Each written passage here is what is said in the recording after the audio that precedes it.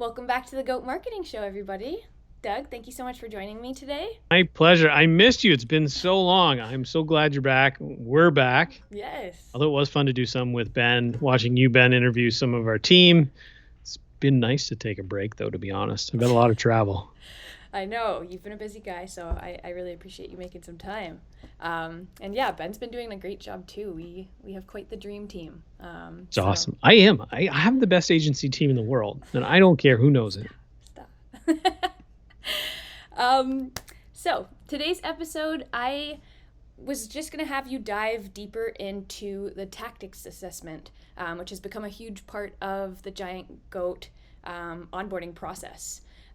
So I thought we'd start with the basics, and I'd ask you if you can just walk us through what the T.A.C.T.I.CS Assessment really is. Absolutely. So, like most marketers, we have acronyms for almost everything, but I kind of stumbled across this one. I was doing a training on how the brain makes decisions. And the whole purpose of the training is really just to help people understand how to sequence messaging in the right order based on how we make buying decisions. And as I went through the training a few times, I stumbled across something that I didn't even realize the acronym until my other co-host on Marketing FL 300. He's like, dude, that spells tact, like tactics. And I was like, maybe we might be onto something. So we kind of stumbled across it by accident, but the actual acronym tactics stands for traffic, action, commitment, transaction, interaction or impression. So your first interaction, your first impression, and then the last piece is customer service. And they're designed as just a quick checklist for us to understand how do people get to us at a macro level. So what does your entire marketing sequence look like? Or as a checklist for every single campaign. So if I looked at it specifically from the campaign source, and I'm going to use trade shows because I think most people look at digital with a tighter lens, but just to show you how it would work. So from a trade show, we would say the traffic source might be the events. It might be a pre-promotion campaign we run. And I'll be honest, just as a side note, most people, when they have trade shows, don't even run a pre-promotion campaign. The second piece, the action, what do we want them to do when they get to the booth? What is that experience like? Are we throwing a business card in a fishbowl? Or are we trying to get them to do something with meaning, which is where commitment comes in? Are we asking them to scan a QR code, join a list, sign up for something, participate in something? Anything we can do to have, one, a better experience, but two, enrich their experience and build a relationship with us, the better off we are. The T often can become a complex one. And there's two types of transactions that people will make. It will either be time bound. So I'm giving you my time for a meeting, which to me is the most valuable anytime someone's going to give you their time. And number two is money. So there are occasions where they may go right through the bottom of that funnel, the T, the C, the T, and the I, which is the first impression or first interaction. So if they had a really positive meeting with you, they'll go back up to the commitment stage. They'll then book or go through ask for a proposal and then actually buy from you. So really perfecting things closest to the transaction is a huge priority, which a lot of people miss, because that will determine whether or how much they're going to buy from you over time. And then the last piece, the CS, the customer service, is did you deliver on the promise? So if it's B2B and it's a little different, so you'll have a meeting, a proposal, and then the actual purchase, and then the delivery of the service or repeat if it's month after month. Those are the parts that often define a lot of what you build out in a marketing strategy. If you deliver against what you're going to say, if they have really good customer experiences, they end up referring clients and feeds it right back to the top, which is your traffic source. So the best thing, and if you go back to any business that's been around for a significant period of time, their biggest traffic source is referrals or just repeat business from customers. Right. So if they're applying this process to perfection, you're having people just loop in, returning customers, referrals, and it's just a cycle at that point. 100%. And it also serves as a really good way to think, do we have a referral program? Do we have a mechanism to bring, new customers in? And when we do, do we treat a referral client differently to make sure that that experience is the same that the original customer got?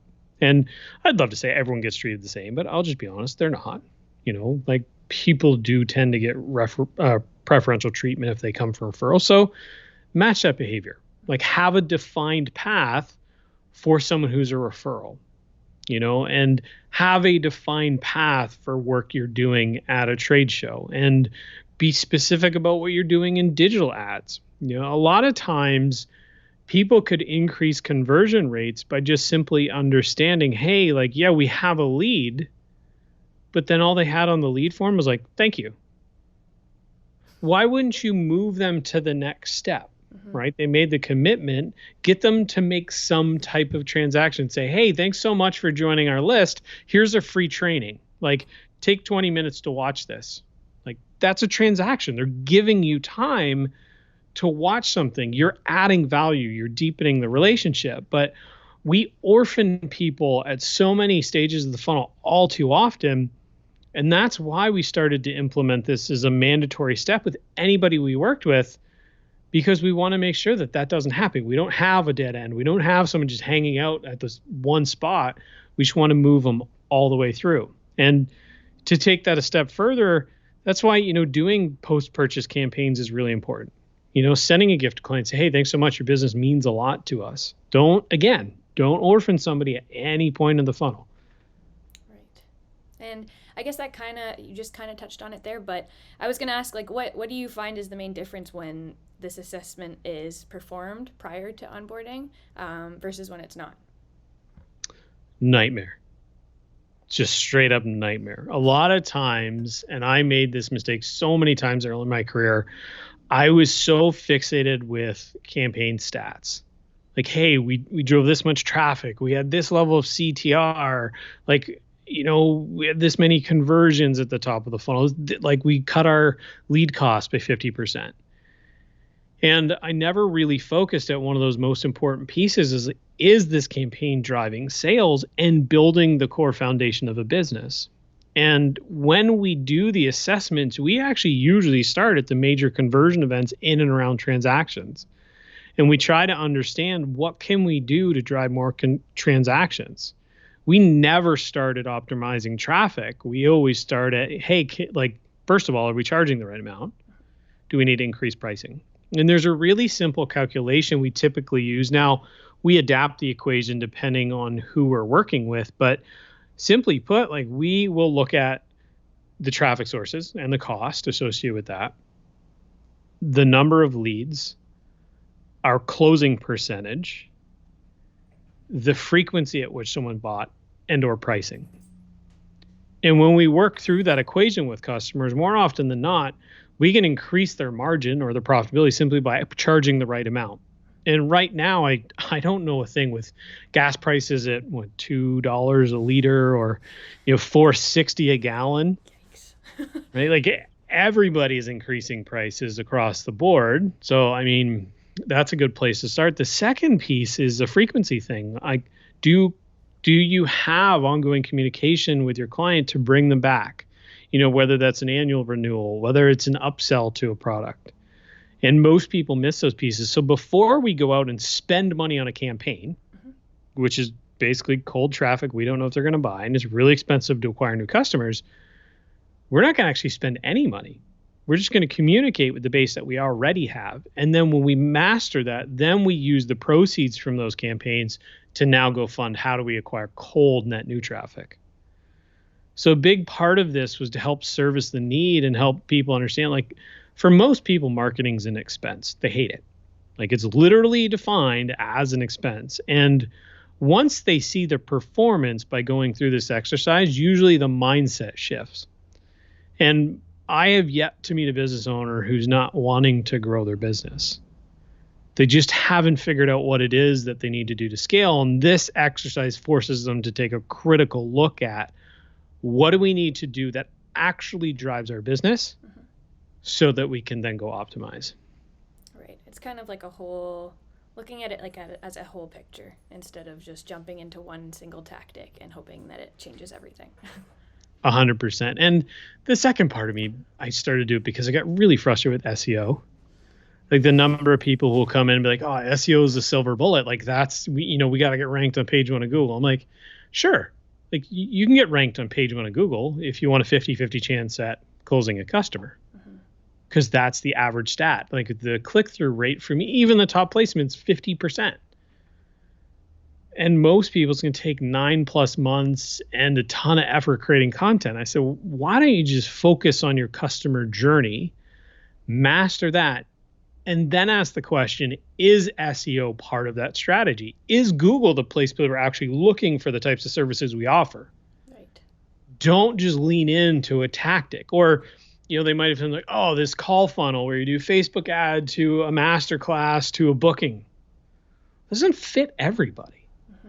Like reverse engineer where your best customers come from. And if they don't come off of social media, then don't make that the first place you start.